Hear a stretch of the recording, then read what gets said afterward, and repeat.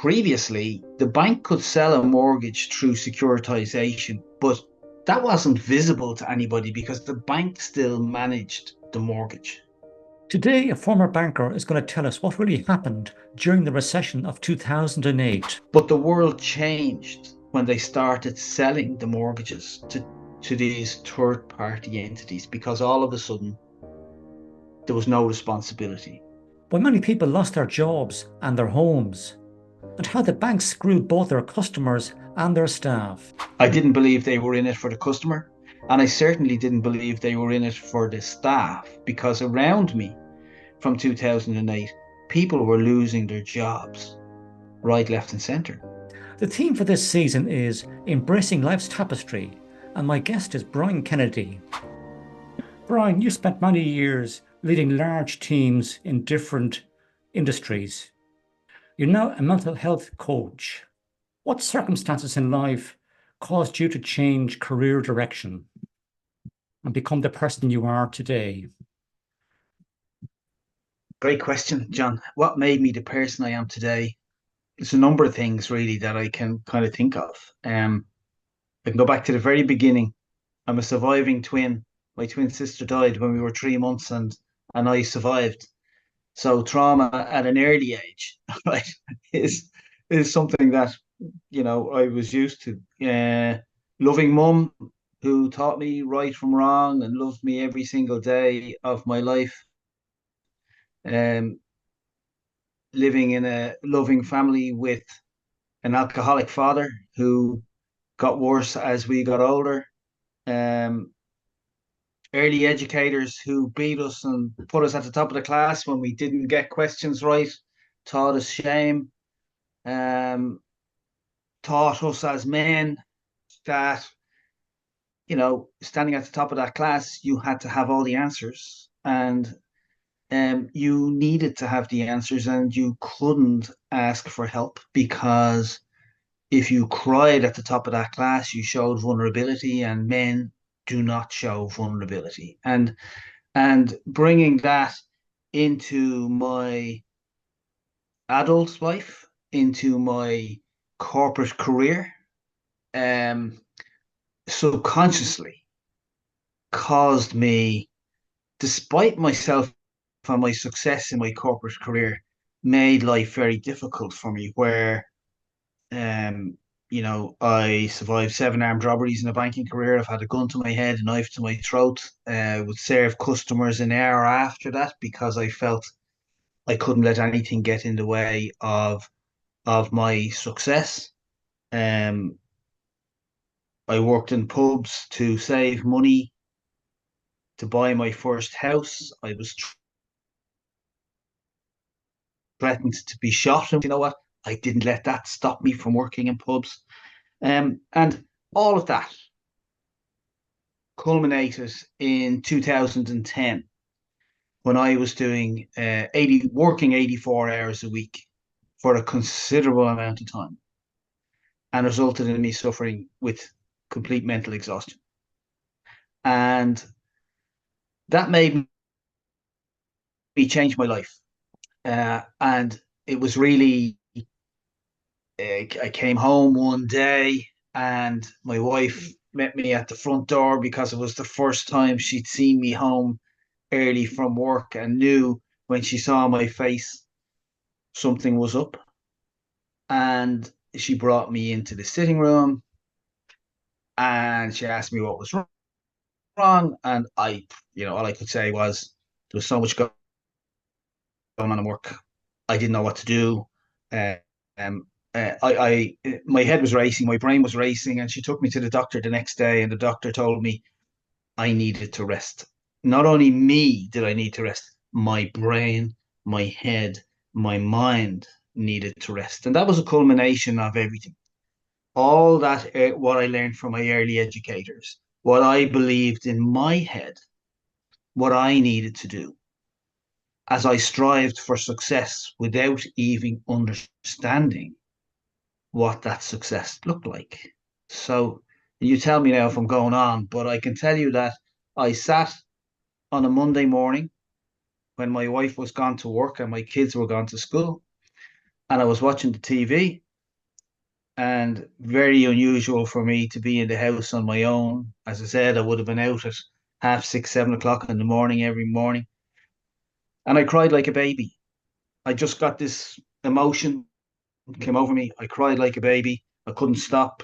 I fought it. I fought it as my early educators told me that as a man you should not show vulnerability. But I just complete and utter, you know, emotional crying, whatever. And I looked in the mirror and I did not recognize myself, John. I didn't see Brian Kennedy. I didn't see this good looking guy that you see here today, right? Yeah. I was almost 50. And I sat there and I felt I was losing everything.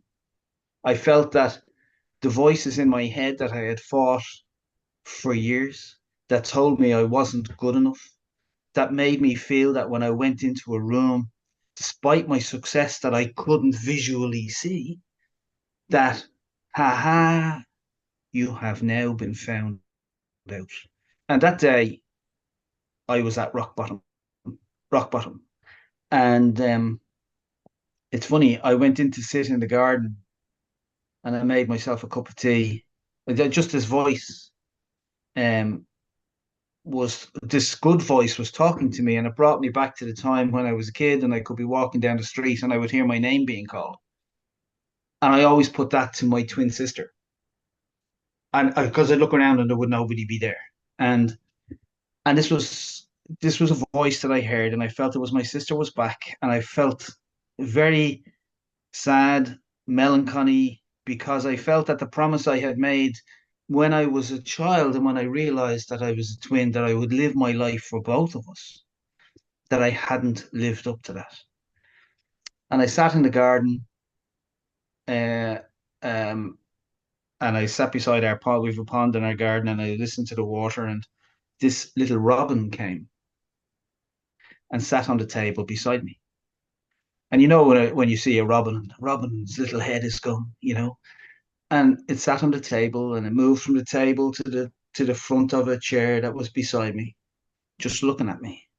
And I watched this, and I was really kind of, yeah, intense. But I found myself calming, and I realized for the very first moment, for the first time in as long as I could remember, I was in the present moment. And this little bird calmed me. And I realized that, gosh, look at what I have. Well, actually, the first thought that came to my head was I would get up and get a biscuit for this little bird. And then I said, if I do, the bird will fly away. And I wanted the bird to stay with me. And I realized that if I could have that compassion for that bird, why could I not have that compassion for myself? Why was I allowing my inner voice to constantly, constantly berate me, to tell me I was not good enough, to tell me that I was a failure? And I just had this realization of what was important to me.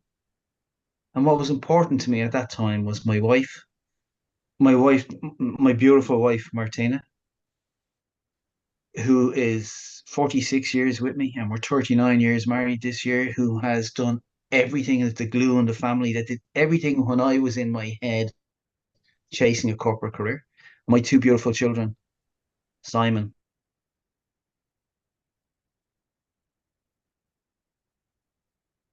and Suzanne, else is important. And I vowed at that time that they would be my priority, that I was very good at what I did for a living, because I realized that I had been headhunted to work for a couple of different banks in this jurisdiction, although I'm not responsible for the financial crash. Okay. Um, and and I just had this view that I am good enough.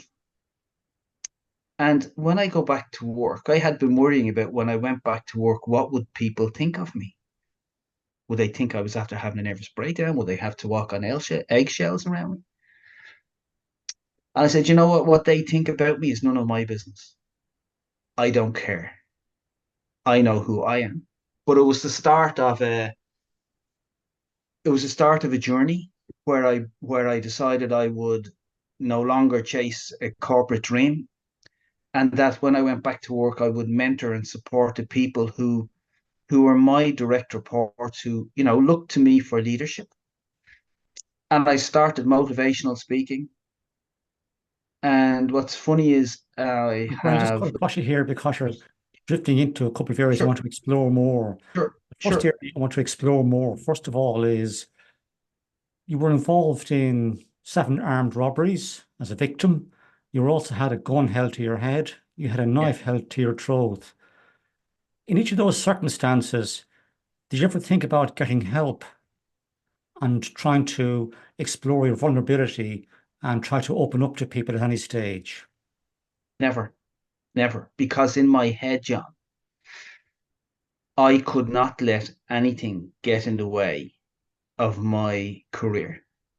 And to do that in my head would have showed vulnerability and could have stopped me from being promoted in the future. So I didn't allow myself to show any form of emotion, any form of emotion. And when I do my motivational speaking, I tell a great story about one of the armed robberies where my head is smashed into the door of the safe to open it. But I served customers an hour after the police had finished and the branch reopened, as if nothing had happened. So that was my mindset, my conditioning, what I believed, you know. Um, I didn't allow any of that trauma to get in the way, none of it. And that's not to say that I didn't feel it, but I would come home and I would never really talk about that at home ever. I would never want to worry anybody at home about the fact that back in that day when you worked in financial services and bank branches, building society branches, the chances were going to work was very high that you could be robbed because there was the start of the heroin epidemic at that time in Ireland, and we didn't have bandit screens, and people would jump over the counter and rob all the money, etc. So I didn't allow it. That was my mindset. So what you're saying there, Brian, effectively is so long as the branch you were working in, they had an expanding loan book, there was deposits coming in from clients to meet those loans effectively, and that the loans that you were giving out to customers, that they were being paid off on time. There was no, I suppose you could say, uh, loans that were in danger of not being paid Yeah, or going defaulting yeah. on, you know. When we when when we lent money, obviously we had to make sure that the people were going to pay it back. Yeah, Okay.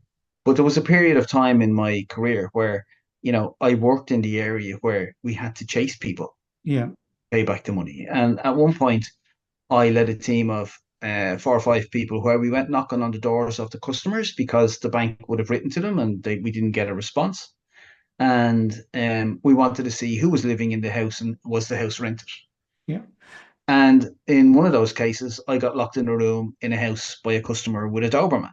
And I got out. But again, I didn't let that affect me. yeah, I go to the next house and knock on the next door that, the yeah. case that I had to go to.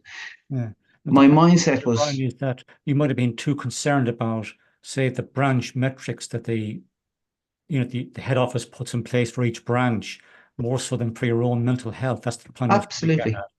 absolutely. Career was first, John. Yeah, Career was first. yeah, First and foremost. My wife was doing everything at home, by the way. She was looking after the kids. She had her own career. She was doing everything. I was just going to work in my head, yeah, trying to get promoted and not understanding what success looked like or how high did I want to be, and whatever. It yeah, was all in here. So I try now as a mental health and wellness coach, specializing in looking after people who suffer with stress and have been promoted in the first 90 days following promotion, is to try to help them not make, I don't mean the mistakes that I made, right? Because I would not be the man I am today without everything that I've gone through. Okay.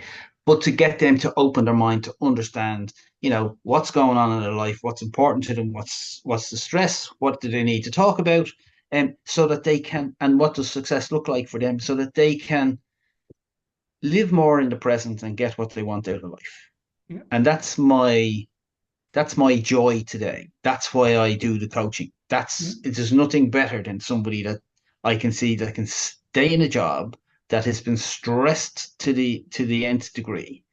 Okay, but now they understand the stressors, the type of maybe bosses that they have to deal with and they have to manage. And now they get it and they don't have to leave those jobs. Now, some will leave the job because they get, it's just a toxic environment and they're better off out of it, but that's their decision. But what you do is get them to realize that and identify it.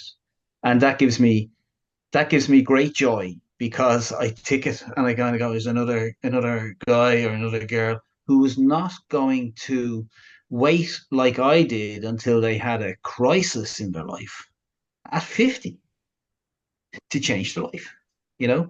And that gives me that gives me that gives me great joy, I have to say. Yeah. And again, just going back here to your own life, and we go back to, say, the period of 2008 to 2010, Yeah, when the Irish economy started to go into free fall. So word, the first time the recession was used in many years in Ireland was 2008. I think it was quarter one or quarter two of 2008. And yeah, then we had a change in Taoiseach.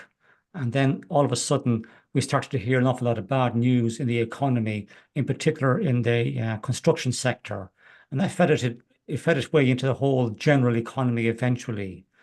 And of course, the banks then were in free fall because they had a huge number of non-performing loans in their balance sheets. mm, And you had people saying, I can't even afford to pay the interest on those loans and for mine the principal. yeah. So the banks then were under scrutiny. And you were working about 84, 85 hours a week. At that stage, did you think in your own mind, something is wrong here? I need to get help. I didn't have time to think, John, I need to get help. I had no chance. In the organization that I was working in, we were an Irish bank owned by a UK parent, two banks under one parent, and the financial crash happened so quickly that us people working in the bank, yeah, we could sense something wasn't right. But I mean, we were still lending money in 2007 when everything was beginning to hit the fan, right? I mean, the challenge in the bank was to be the number one lender in Ireland in 2008, and in 2008, the world started falling apart. But working in that organization and in the industry, there, we were being told that the banks were solvent, that everything was fine. As employees, you know, cash calls were made for shares that people put money into that on a Friday and lost all their money on a Monday. And you kind of sit there and you kind of go, well, who is leading these organizations as an employee? Never mind the citizen, right? And as fellow person with a mortgage. And you're wondering, do they really know what are they doing? What is the situation? Does it, and then we're as Irish citizens sitting there when the Troika comes into Ireland and there's a big deal made of them walking into the Department of Finance. And the arrears situation in the banks exploded overnight because unemployment in Ireland, just went through the roof Yeah. almost immediately. And that was across all sectors. That was across finance. That was across all sectors, right? So everybody was struggling, and I had a property portfolio that was actually doing quite well that went into the toilet, but I was very lucky that I could afford to pay those mortgages because of the level and the salary that I had. I was blessed, but I saw how the banks were not ready. They didn't have the people in the arrears departments because everything leading up to that had all been about sales and lending and Yeah. all that. And suddenly they needed to get a whole pile of people together to start finding out, is John Burns going to be able to pay his mortgage? Has he lost his job? What's the story? And then to try to go, is that a sustainable mortgage? Can he stay in his house? And the whole ethos in banking from that end of the business changed because previously the bank could sell a mortgage through securitization, but that wasn't visible to anybody because the bank still managed the mortgage. I would still write to you, you would still get your statement from me. But suddenly people started selling loan books to different entities. So now you had no relationship with the bank who lent you the money. And I had a dichotomy in my head because I felt as a banker, if I lent you money for 25 years or 20 years as a mortgage, that I would be there for you as an institution for that period of time through the thick and the thin to help you. And suddenly, actually, the ethos was, well, actually, no, we're not going to be there because we're going to sell those loans to a third party, whatever people feel about those third parties, right? And that, because I had come through my mental exhaustion and because I was more in the present and because I was more in tune with in what was going on and understanding, that really made me struggle working in the financial services department. I wasn't going to walk away from a good job and good pay because I had a family to look after. But that didn't stop me from treating customers correctly if I had to deal with them, right? Empathy, right? But so I looked at things differently. But the world changed when they started selling the mortgages to these third party entities because all of a sudden there was no responsibility. And that caused me a lot of issues about the industry that I worked in. It was no longer the same. I didn't believe they were in it for the customer, and I certainly didn't believe they were in it for the staff because around me from 2008, people were losing their jobs right, left, and center. And I went to India, where half of the jobs that my people did migrated to India because it was cheaper to get the work done there than it was in Ireland or the UK at the time. So I had a big challenge in that, but it's still the same. It's still the same. But I put a plan in place, John, in 2010, where I would retire at 60 when I hit that crisis and when I clarified everything. And when I hit 60, I retired. And that's what I try to get people to do, to be more in tune with what's going on in their life. Have a bit of a plan. It may not always come true, but you know what? If you don't make the full plan, you'll be pretty close to it. So you'll be in good shape.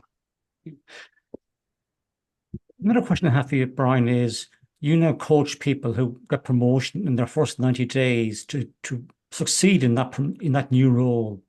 What common issues do you see amongst your clients or vulnerabilities amongst your clients do you see with people when they come to meet you and say, I'm struggling in this new role? What are the common Yeah. issues? Yeah. Great question. It's funny. People tend to get promoted because they're great at the job that they're doing at the moment. Okay. Then they get promoted into managing people in a different area. Okay. And they're expected. Away you go. Far away, you got promoted. Great. You smashed the interview. You gave us all the answers. You hit all the metrics. You did brilliant. We ticked all the boxes. Happy days. And then people are surprised in the new job that they struggle because there's a couple of issues. One, they can't, they can't, and they're not allowed let go of the old job because they keep getting dragged back and asked questions if they work in the same company. You know, Brian, will you come? We have a bit of an issue here. Can you help us? I know you've got the corporate knowledge. Can you help us? And they keep getting dragged back. But in the new job, the roles and responsibilities are not 100% made clear. There may be no mentor for you to be able to go to help. You maybe can't ask the person who did the job before you because they may have left the company. and no longer work there, and you're left to sink or swim in the new role. Okay. So what I try to do is to get people to, number one, set some boundaries and decide there has to be a point where you are not going to answer any more questions about your old job. You're going to have to leave that behind so that you can move forward. Okay. And then we look at the roles and responsibilities that is expected of you, not only, to do with what you're delivering as a team, as a manager, as an executive, or whatever it is. Okay. But personally, how are you supposed to show up and work? How are you supposed to be seen as a leader, especially if you've moved up a notch in the leadership? So your executive presence, your time management, all that kind of stuff that you need to look at to impress the people above you, to be able to manage the people below you, to manage the people above you as well, and to manage sideways. So all that we go through all of that so that they can understand it and be clearer now about how their new role is different to their old role, because they cannot continue to do exactly the same in the new role as they did in the old role, because there are statistics out there that show that, maybe up to 60% of promotions fail, which is a phenomenal percentage. And you can imagine working in a company for a while and building your reputation and getting a promotion and then failing and leaving that company. The cost to that company of having to continually fill those job vacancies and find those people is very, very expensive. Some companies get it, some companies don't get it because it's the culture in the organization. And they don't stop to think, well, hold on a sec now. Why did Brian Kennedy leave? Should we give Brian a promotion? What's going on? So Brian left because he was under so much stress and he was getting, there was nobody telling him he was doing a great job, but there was loads of people out there ready to tell him when things were not going well in his new job, and he's only 6 or 8 months there. So, they say that up to 60% can fail within the first year if they're not given support. And for me, I get we break down the roles, responsibilities, and what they expect, what's expected of them, who are they, and the type of boss, John, that they're dealing with. So try to look at the personalities, red, blue, green, yellow, whatever it might be. So they may never have worked for a red boss before, and they find it very, very difficult going into a room where the person doesn't want to know it's a lovely day and they don't want to know anything about your children. They just give me the bloody numbers. And it's nothing personal. That's the personality that you're dealing with. And when you understand those personalities, life becomes a bit easier. I know what you're saying there, But Brian. Effectively, what you're saying is, if you're working with a person who's a very dominant individual, and they just want to know the crux issue, go in there and tell them the crux issue, but yeah, don't talk about the weather, yeah, the Six Nations, the World Cup in soccer, whatever the case may be beforehand. Just give them the detail they want and go. that's it. That's Yeah, all they want. That's all those guys want. Whereas somebody else might kind of put an arm around you and say, Brian, how are you? How's Martina? How's Simon? How's Suzanne? Because they're the type of leader that's interested in the person yeah, and knows a bit about you. And then they say, what's happening with, X, Y, and Z? And you can talk to them and say, this is going well, probably need a bit of support on this. But yeah. So the person and you themselves has to be versatile enough to be able to deal with the different types of personalities. correct. Understand them first. And Yeah, then if you understand them first, if you understand what you're dealing with, now life can become a little bit easier in the corporate world. yeah, Okay, but there's nothing worse than somebody going into a room with a red personality, not realizing. And as you said, did you see the match on Saturday? Wasn't that a great win for Ireland? Blah blah blah. Right, and the person has no interest, and all you're doing is getting their back up, and they see you as a waffler.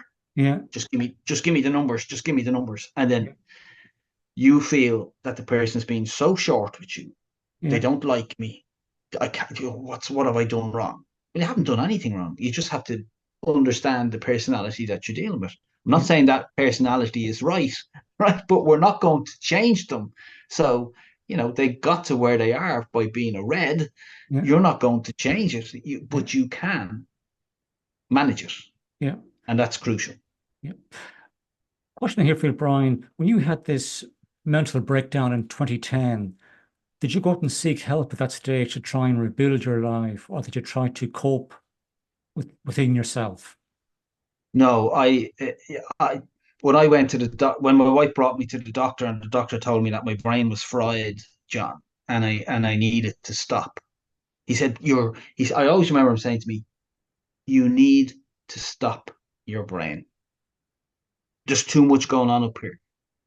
You know, it's not that it's fried. Do you know what I mean? But you are not going, if if you want to see, if you want to have a long life, right? You need to slow down. You need to stop. And that meant that I needed to have, I took 3 weeks off work, which was literally phone switched off. My phone never stopped ringing. Okay. My business phone, my personal phone, phone switched off. Um, just pure relaxation. I mean, to the point where my kids were young at the time. And I remember, I think my daughter asked my wife, had I been fired? Because I wasn't on holidays. We weren't on holidays. They never saw me at home at 9 o'clock, 10 o'clock in the morning and being there when they came home from school. This was a whole new experience for them, right? But I went and got some counseling. And that was the best thing that I ever did, to get counseling, where I sat in a room and like coaching, John, the chemistry that you have with the client is very, very important. And I had some really good chemistry with this lady. Okay.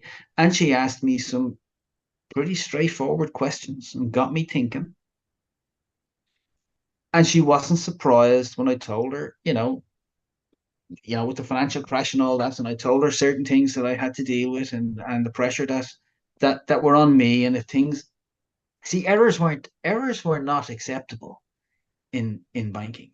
You hear things where people say it's okay to make an error. You can learn from errors. Well, you try doing that when you're working with a couple of thousand mortgage accounts, and somebody goes and makes a mess of some calculations that affect hundreds of accounts, and you're the person responsible managing that team, and you will find out very quickly how errors are not acceptable because of the press, because of different things, right?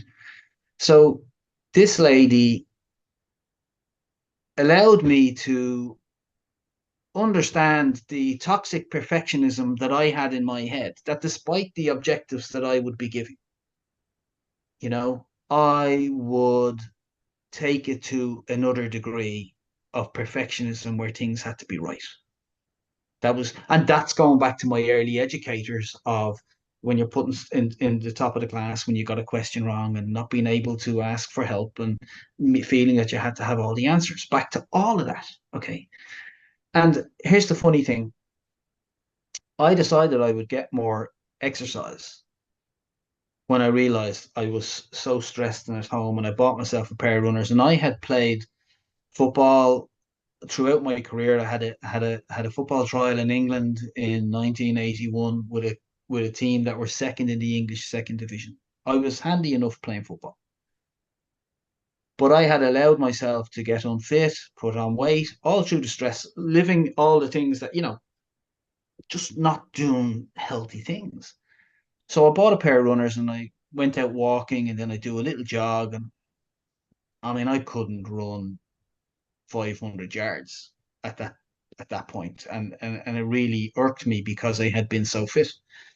But I decided in April of 2010 I would run the Dublin Marathon in October 2010 in my head. Didn't tell anybody, and I mentioned it to my counselor, and the counselor had said some really kind of deep things to me, where one was, to what was it she said to me?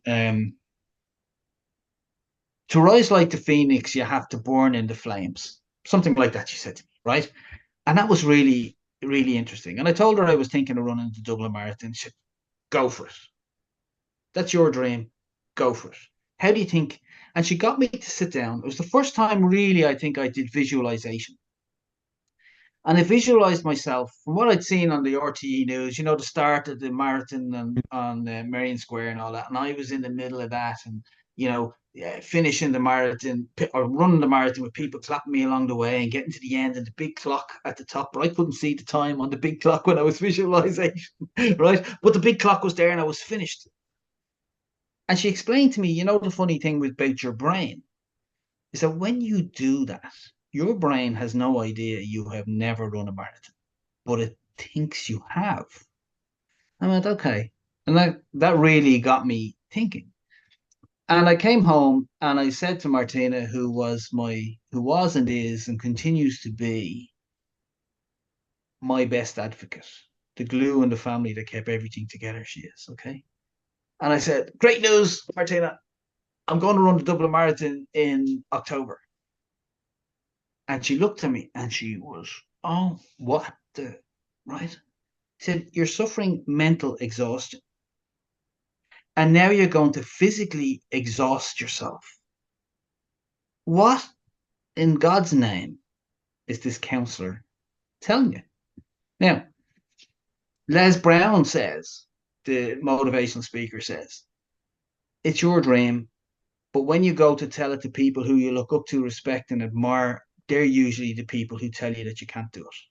But it's your dream and you're the person that has to do it. Now, Martina became my biggest advocate, was at the finish line of every single marathon and ultra marathon I ran, because I went on to be a prolific marathon runner to raise money for the hospice. But the decision I made to do it was because it was my dream. I didn't let my new mindset didn't let people put me off. Whereas the old way, I went, yeah, probably, you're probably right. Yeah, that's not the right thing to do. But I had changed my life more for the positive. So I did it, and I ran the next 10 Dublin marathons to raise money for the hospice and kids with congenital heart defects, and I loved it. Fair play to you, Brian. Well done. That's great motivation. What inspires you most to be successful in life? Now, I'm not talking about the old Brian Kennedy. I'm Yeah, talking about the new Brian Kennedy. my family, John, my family. That's what it's all about. Okay, that is what it's all about. And my mother, God rest her, who died in 2018. Um, if you really, really, really sit down and think about it, about what's important to you, your wife, your family, your kids, um, I will do anything for them. I would do anything for them. Okay. Um, my health. You can't look after people if you don't look after yourself. I would be no good to Martina and my kids if I didn't try to keep myself healthy now. So that's my mindset. That's my mindset now. It's um what can I do for them? My motivational speaking and my coaching is to give is to give back. You know, I do some voluntary work on a Tuesday just to give back. I've done that for the last 4 or 5 years. I don't let anything really get in the way of that unless I'm out of the country. Um, but the motivational speaking, I think, when I go in and tell my story to a company in support of their employee assistance program, their wellness program, the amount of people who can resonate with what I have said and come and say, you've given me a roadmap for me now to be able to change my life and understand what's important, is as good as getting paid for the gig when I do the talk, to me. Because if I can make a change to one person, in an audience of 50 or 60 or 100 people, my job is done. That's the way I look at it. It's a whole different way of looking at life to the way I looked at it. Imagine before I'm 50, 50, like people will listen to this and go, you're an old man at 50. Well, first of all, we're not, right? And when you're 50, you realize that you still have a lot of life left. Yeah. But it is a struggle that you can mentally believe or have limiting beliefs and mindsets, a mixture of a fixed and a growth mindset, people can look up what they are. But when you have a mixture of it, you're completely confused in your head. And that's where I was. Okay, that's where I was because they both mindsets want to succeed. They just go about it in a different way. And let's try not to wait until you're 50 to change your life. Another question for you, Brian, is you mentioned there a few minutes ago that you were a perfectionist in your banking career and that you worked very hard to get the promotions you did get and achieve.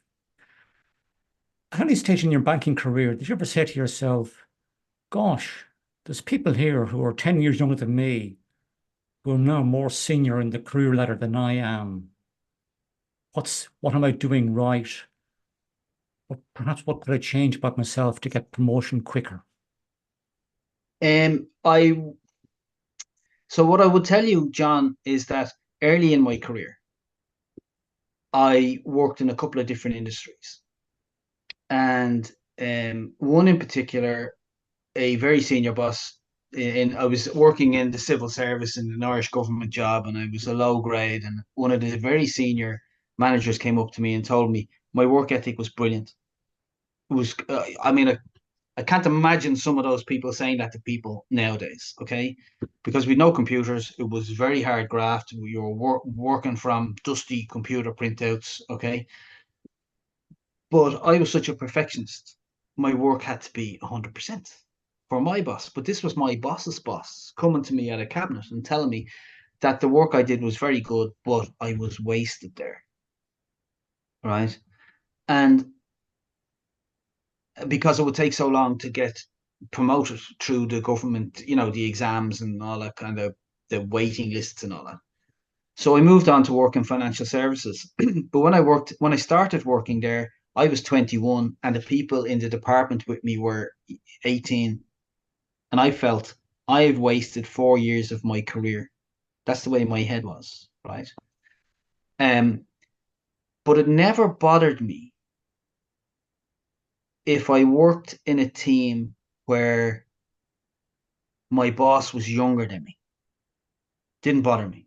In the latter part of my career, I worked with a person who I had managed for many, many years, and they had got a promotion. And I was delighted because remember what I said when I came back from mental exhaustion, I would mentor and help people to get on in their career the right way. So it was fantastic that somebody who had reported to me was now my boss working on a project that I was working on in the last 3 years of my career in the organization. I thought that was brilliant. But many, many people struggle. There's two things. Many people struggle with um, a younger person having to manage older people when they get promoted.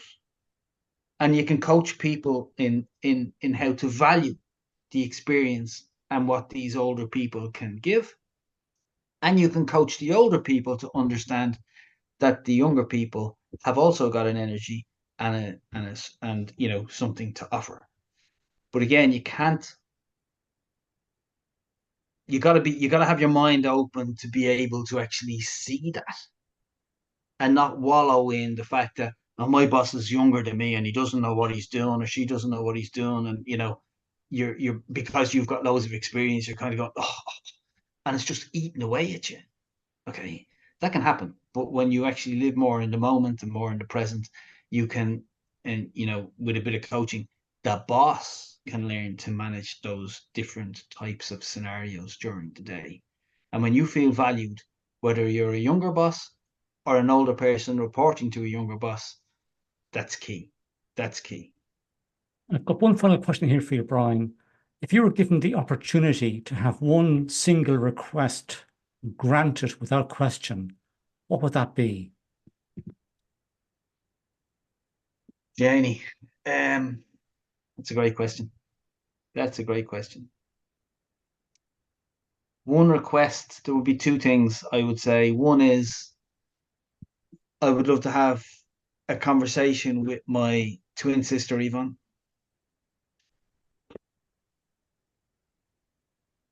where she could tell me that I have lived my life for both of us, especially since I had that realization when I was 50 that I hadn't really lived up to that for not all of the time, that I had forgotten sometime. And I'd love to hear my mum's voice again. I'd love to have another conversation um, with my mother, you know. Um, my mother taught me everything that was right and wrong, John. Um, she gave me a great faith in Jesus, which I bring with me throughout my life. And she told me how proud she was of me before she died, and she didn't have to say that. Um, but I think it's so important for us as parents to tell our kids that. Um, as much as it is important for leaders in an organization to tell the people who work with them how grateful they are and what a great job they do. Um, yeah, they're probably the two things that if I had a magic wand, I would love to do. But the last thing I will say to you is I watched my mother die with such dignity, belief, um, that I have no fear of death. When my time comes, I saw the way she was ready to die, and that's a learning. That's honestly that's one of the most profound learnings that anybody can learn in this life is when it comes to the end of your time on this planet. How are you going to face it? And what effect will how you face it have on those that you're leaving behind? And my mother did it brilliantly, and I love her for that.